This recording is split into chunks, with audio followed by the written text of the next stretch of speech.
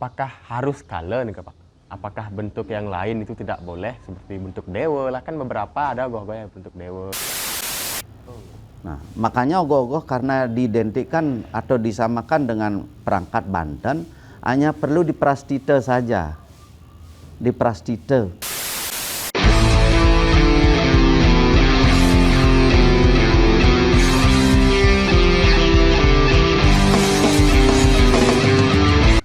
Om Swastiastu. Om Swastiastu. Oke, selamat pagi semuanya. Balik lagi di Brahmastra Podcast. Nah, pada kesempatan kali ini kita sudah kedatangan bintang tamu yang sangat kece sekali ya. Mungkin seluruh mahasiswa dari Universitas Hindu Negeri I Gusti Bagus Subidowo Denpasar sudah mengetahui beliau, terutama dari mahasiswa Fakultas Brahma Widya, Bapak Limade Girinata. Nih, bagaimana kabarnya Bapak? Astungkara, baik, sehat. Cara becek ke Bapak nge. Sukses semua Bapak atas waktunya setelah bisa mengisi kegiatan kita pada kali ini.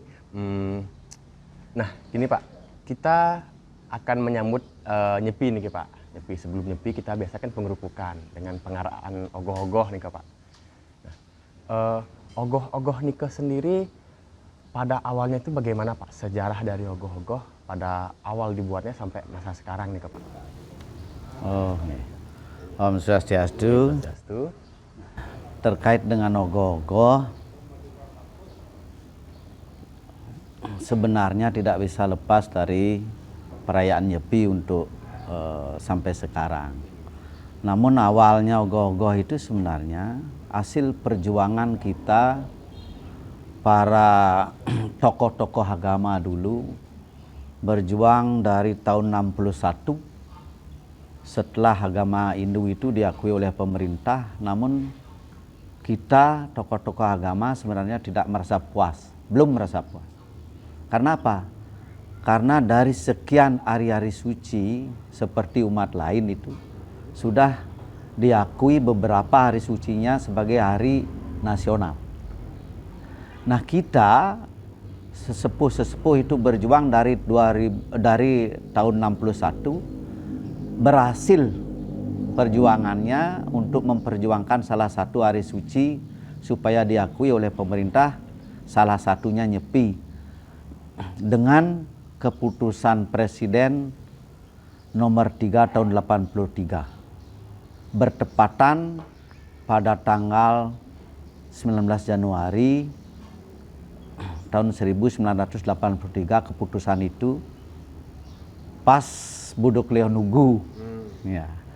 Nah, karena perjuangan yang begitu berat, kemudian pada bulan Maret tanggal 15 setelah Kepres itu turun, dirayakanlah Hari Raya Nyepi ini sebagai suatu kebanggaan atas perjuangan itu.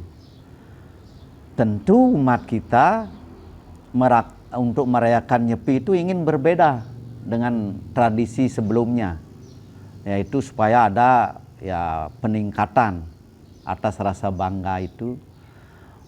Di sanalah muncul kreativitas daripada kalangan muda untuk membuat ogoh-ogoh terkait dengan kelengkapan perayaan Hari Raya Nyepi yang diarak pada saat pengerupukan. Oh, berarti ogoh-ogoh nikah merupakan gambaran atau lambang dari kesuksesan dari perjuangan masyarakat Hindu karena telah berhasil membuat Nyepi sebagai hari raya nasional, kintan Pak jadinya. Ya, di samping memang rasa kebanggaan itu tentu dituangkan dalam bentuk penuh semangat, namun tidak melenceng dari hakikat pada Nyepi itu untuk melengkapi ritualnya.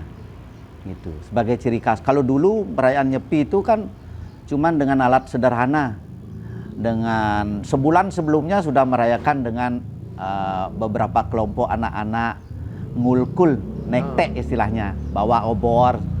Saya masih ingat, bahkan waktu itu saya sambil ngambil capung gitu pada malam hari itu hanya sebentar gitu. Nah, sekarang untuk lebih semangatnya, di samping memang kebanggaan kita sudah disetujui supaya adalah gebrakan melampiaskan artinya rasa kebanggaan.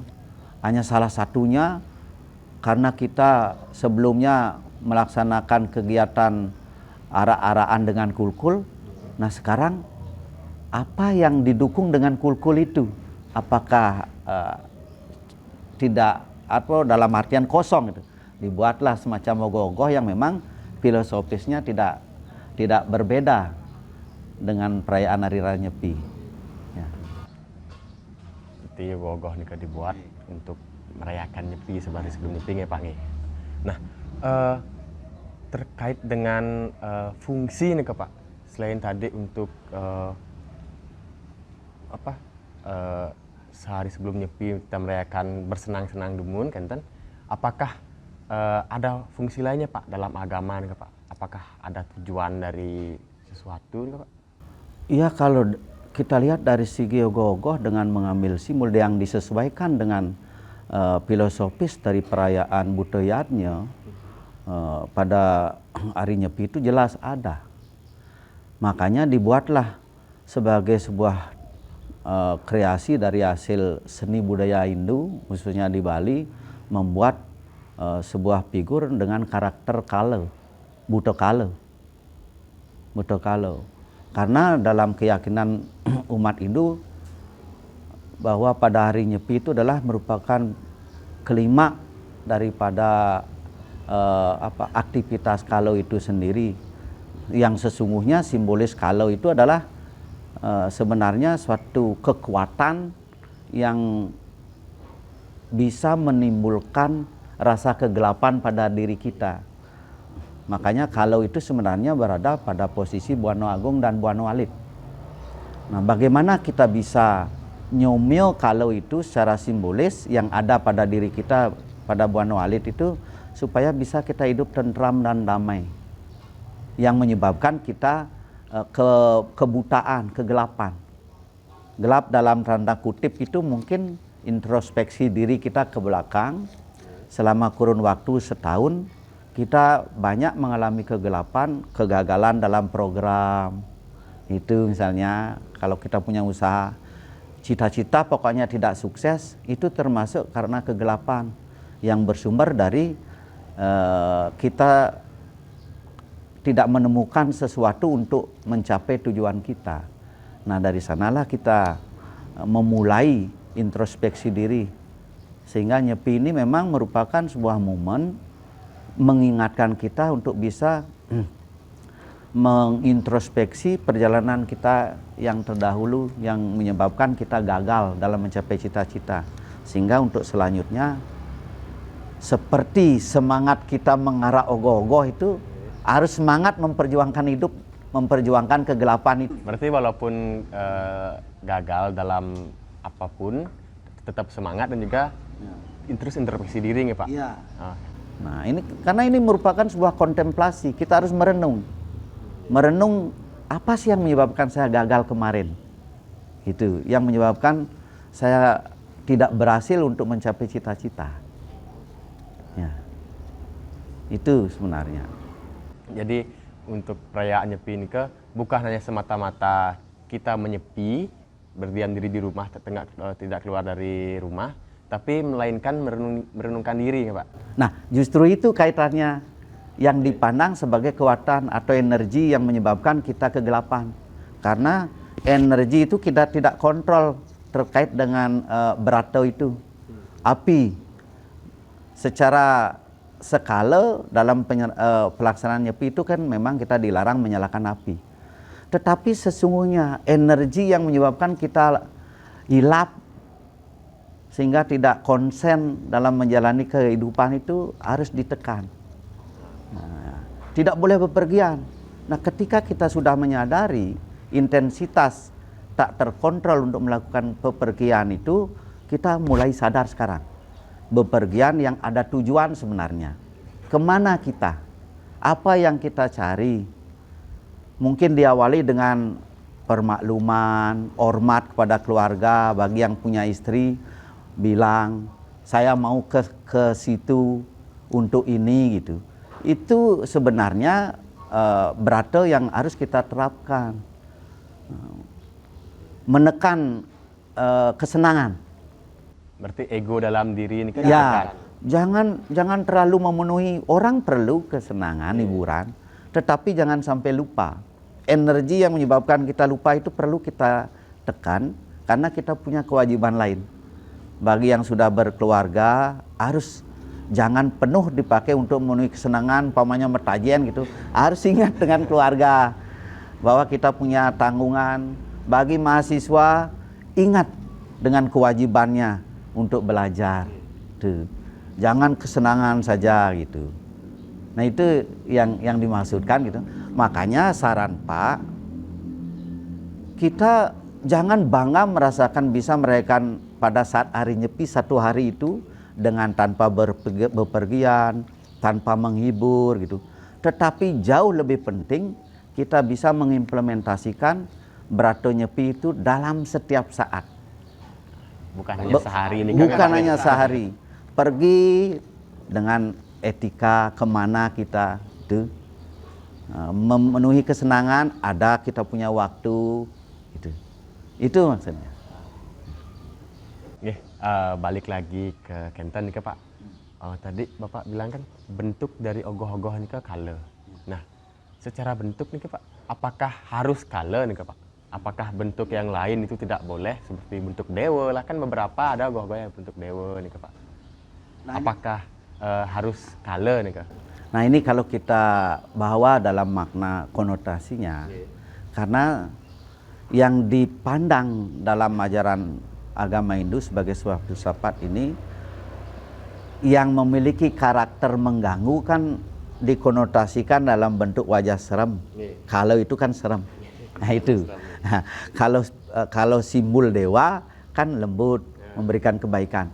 Nah itulah yang menyebabkan, karena yang menyebabkan kegelapan pada diri manusia dengan wajah yang seram, makanya figur kalau yang dipakai. Figur kalau. Ya, figur kalau dengan wajah yang menyeramkan. Kalau di Jawa mungkin ondel-ondel dengan berbagai macam bentuk wajah gitu. Tapi kalau di Bali khusus emang color dibuat. Memang dari dulu kalau itu selalu dikonotasikan dengan wajah yang menyeramkan gitu. Yang sesungguhnya apa kalau ada yang ganteng apa bagaimana kan gitu. Nah ini kalau selalu karena dalam karakteristiknya sifatnya untuk ya mengganggu, membuat manusia itu tidak nyaman, ya dibuatlah seperti itu yang menyeram. Oh berarti pembuatan ogoh-ogoh berbentuk color terus nih ke diarak keliling daerah nih ke desa, terus dibakar nih ke melambangkan hilangnya kenten nih Pak kegelapan nih ke color. Nyomyo ya, membuat yang gelap menjadi terang. Karena kita sudah menyadari, makanya kuncinya kesadaran di sana. Ya. Bukan hanya sekedar hiburan saja mengarak ogoh-ogoh dengan keliling Banjar, tapi juga ada maksud lain. Ada maksud lain. Nah, kesemarakan itu sangat penting, tetapi perlu disertai atau didasari dengan pemaknaan akan makna. Biar nggak luput dari makna sebenarnya ya Pak ya. Nah, niki kan sebuah tradisi jadinya Pak nih. Ya. Tradisi. Mungkin nggak niki Pak? Apa tradisi dari ogoh-ogoh niki lambat laun nike bisa berubah Pak? Karena kita dalam agama juga tidak selalu statis. Oh tidak. Ya. Jadi tidak bisa hadis seperti ini aja. Iya. Nah, tradisi kan memang bisa berubah ketika tidak cocok pada zamannya. Kecuali yang memang sastra desta yang ditradisikan itu. Mungkin dalam implementasinya berbeda. Ada kemungkinan dan itu sesuatu yang pasti gitu. Seiring perkembangan zaman. Tetapi hakikatnya tetap. Hakikatnya tetap, inti hakikatnya tetap. Ya. Pasti ada kemungkinan berubah ya. Mungkin dari segi apanya, tapi hakikatnya itu tidak pernah berubah. Tadi sudah kita bahas tentang gimana ke sejarah ogoh-ogoh, bentuk. Nah, dalam ajaran agama sendiri nih Pak, apakah emang diperuntukkan untuk pembuatan ogoh-ogoh nih Pak? Maksudnya seperti ini Pak, dalam ajaran agama Hindu, apakah ogoh-ogoh ini memang harus dibuat pada saat perayaan pengerupukan, apakah tidak bisa dibuat di perayaan hari lain nih Pak? Nah, ini yang memang terjadi seolah-olah ketika kita bicara masalah nyepi identik dengan ogoh-ogoh. Ini soalnya nih Pak, si bapak nyepi ogoh-ogoh. Karena intensitasnya jauh lebih besar.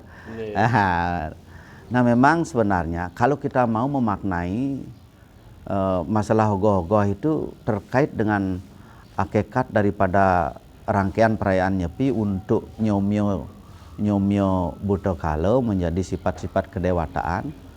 Sebenarnya ogoh-ogoh itu kan merupakan bagian dari sarana ritual Banten, pelengkap dia.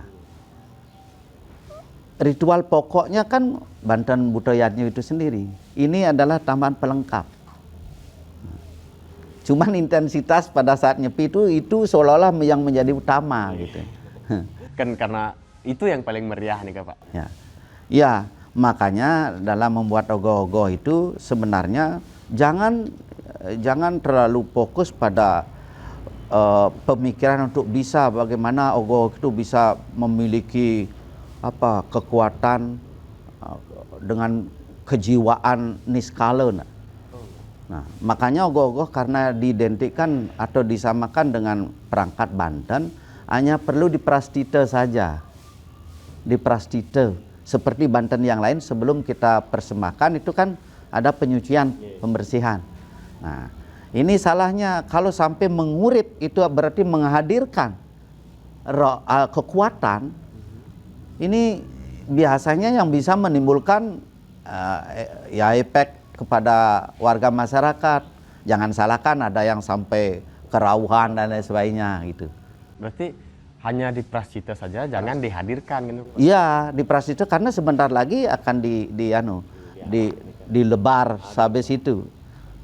Itu kan kalau sampai kita menghadirkan beliau kan berarti ada pemulihan kembali, pengembalian. Ya, sama dengan Banten yang lain dilebar begitu saja. Kalau itu karena bentuknya besar itu kan perlu dibakar kan gitu. Itu sebenarnya.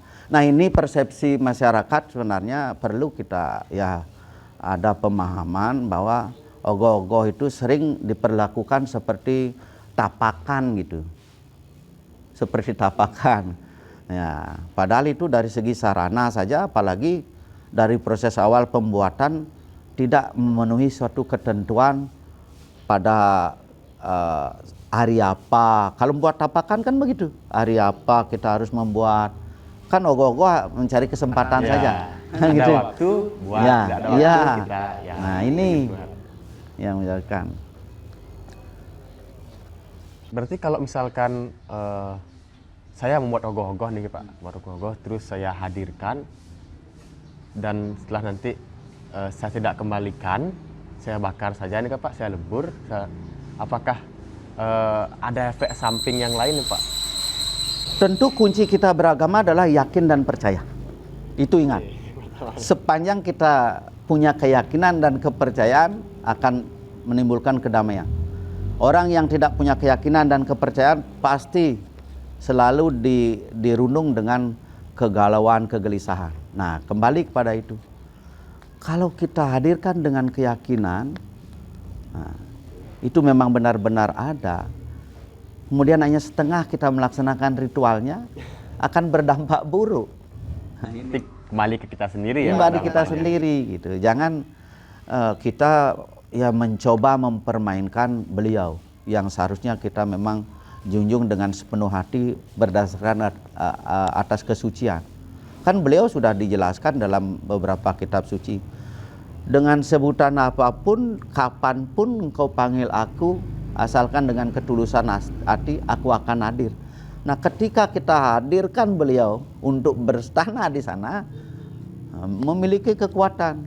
Padahal sesungguhnya, kalau kita mau secara jujur dengan konsekuen pada keyakinan, tanpa dihadirkan itu pun harus kita mampu melihat, menerima bahwa ogoh-ogoh itu di balik itu ada kekuatan sehingga dia hidup. Tidak perlu dihidupkan kembali dengan perangkat apa gitu. Jadi tidak perlu kayak Iya. kita melakukan sebuah upacara. Iya. Tidak perlu dalam artian di prastito dulu kan dengan ritual. Ya, Dia sudah ini sudah mengandung nilai kesakralan berjiwa. Itu tidak perlu dalam artian kita mempergunakan teknologi lagi untuk menghidupkan.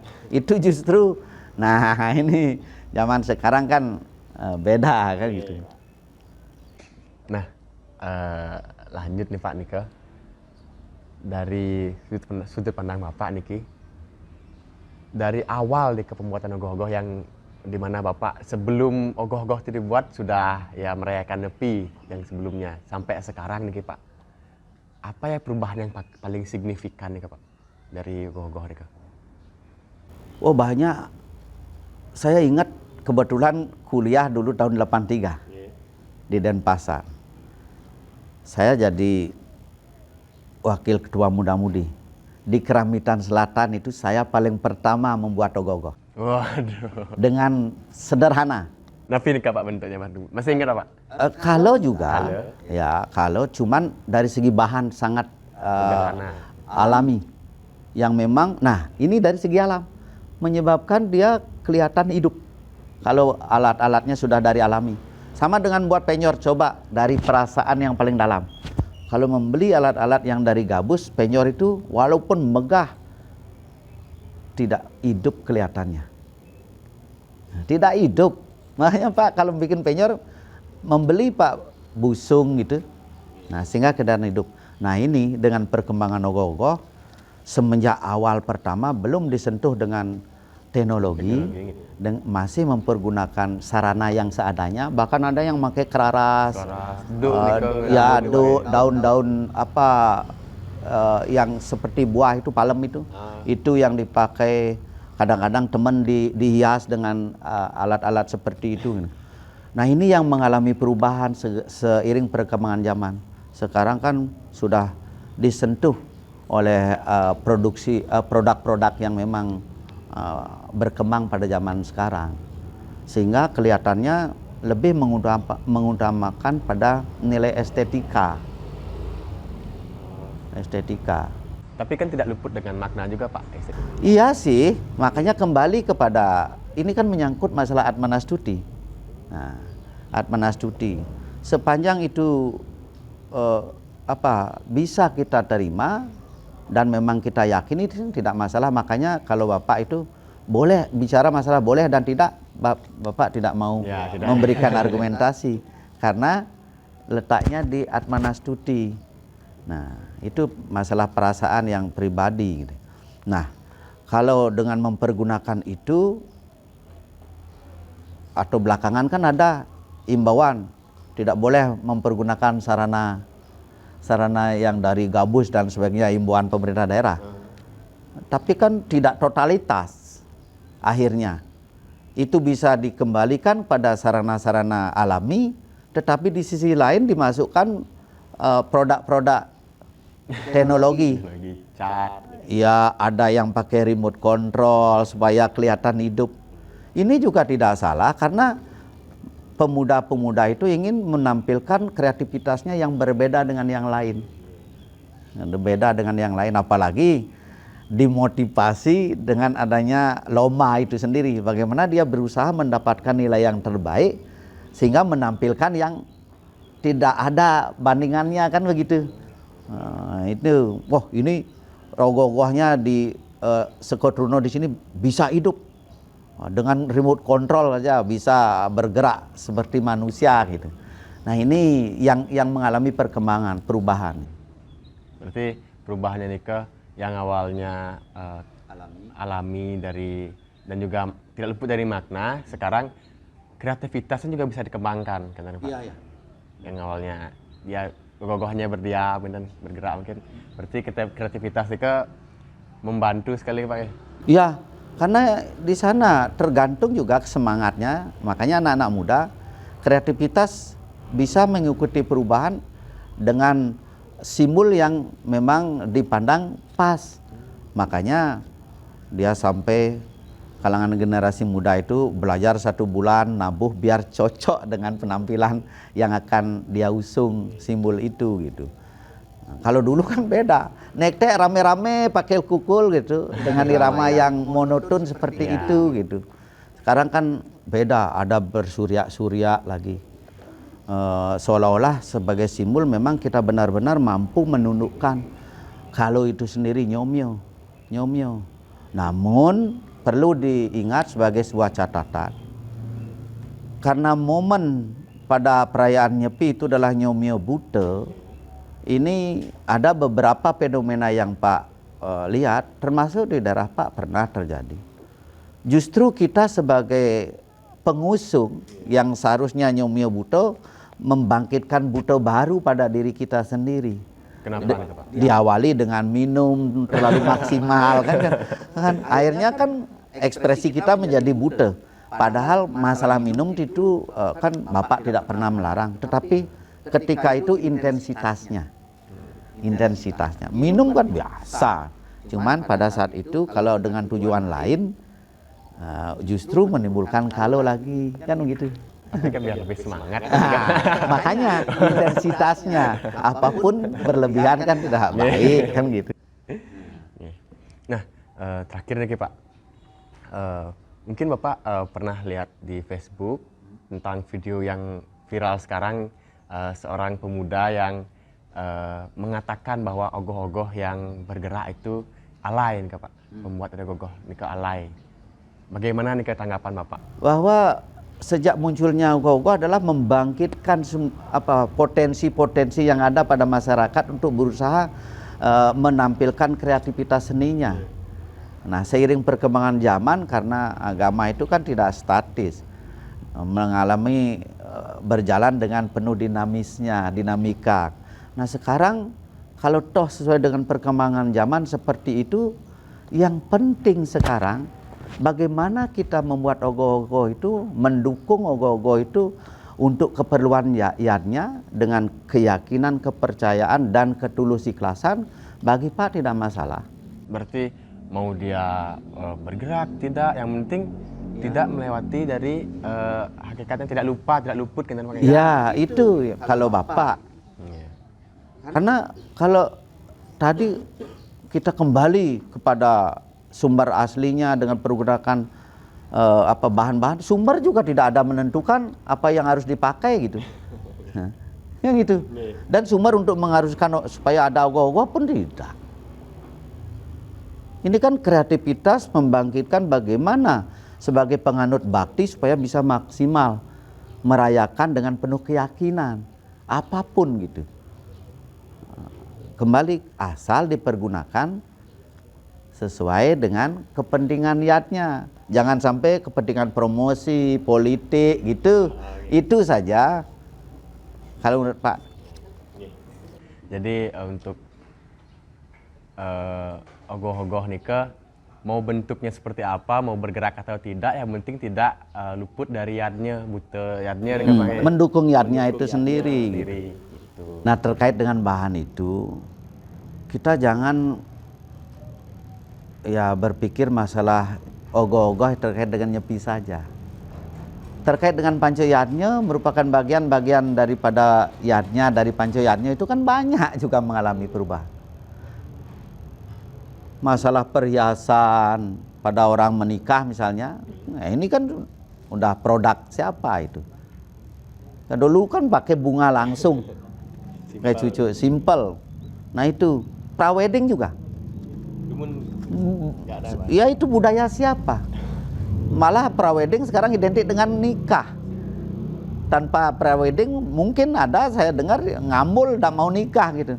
Nah ini kan kita harus fleksibel sepanjang tidak melenceng dari pemaknaan itu sendiri. Kita tidak boleh, harus kita apa istilahnya toleransi pada perkembangan zaman.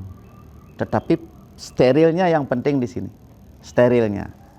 Yang dalam istilah Bali itu akhirnya dalam implementasinya patut kepatutan, pantas nggak gitu, pantas nggak itu.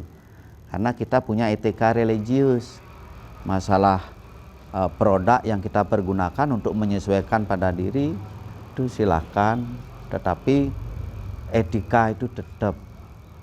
Nah, Berarti nggak masalah ya Pak, produk apapun yang penting ada etikanya. Iya, banyak kita mengalami perubahan. Persembahan dulu nggak ada yang persembahkan apa minuman kaleng.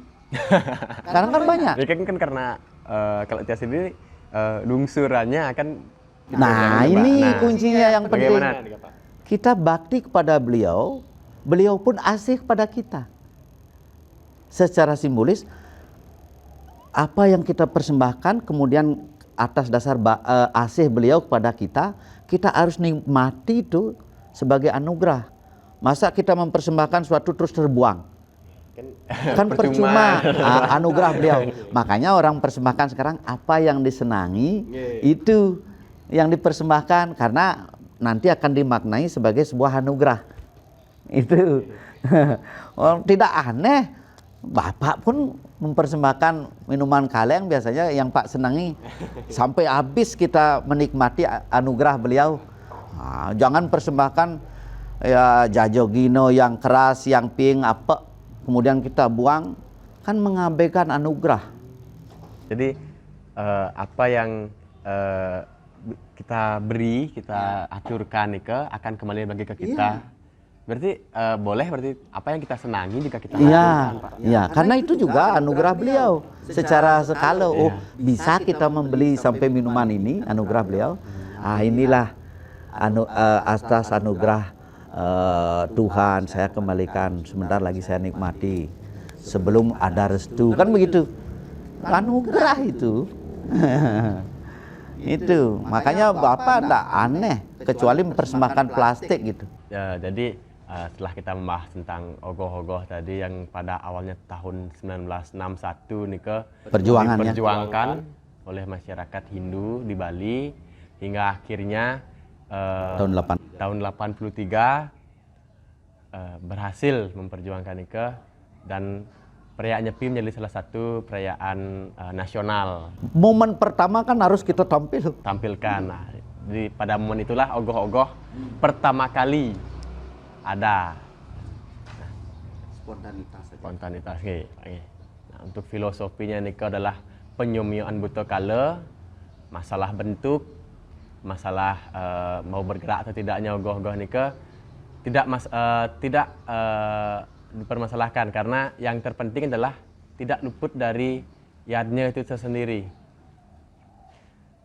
Nah, untuk yang mengatakan ogoh-ogoh bergerak nih ke alay, ogoh-ogoh yang diam dia sukai, itu kurang menurut saya, karena itu merupakan kreativitas dari masyarakat Bali sendiri. Kita harus mengapresiasi itu, karena ogoh-ogoh berkembang dengan seiringnya waktu, kreativitas juga berkembang. Itu lebih baik ya Pak ya? Iya. Asal jangan membuat figur manusia yang pendidikan politik atau promosi bintang film gitu misalnya. Jangan membuat orang korupsi ya. Sukses semua Bapak atas waktu yang telah diberikan. Sama-sama. Semua. Om Santi. Santi. Tetap di podcast Dramastra, Drafu.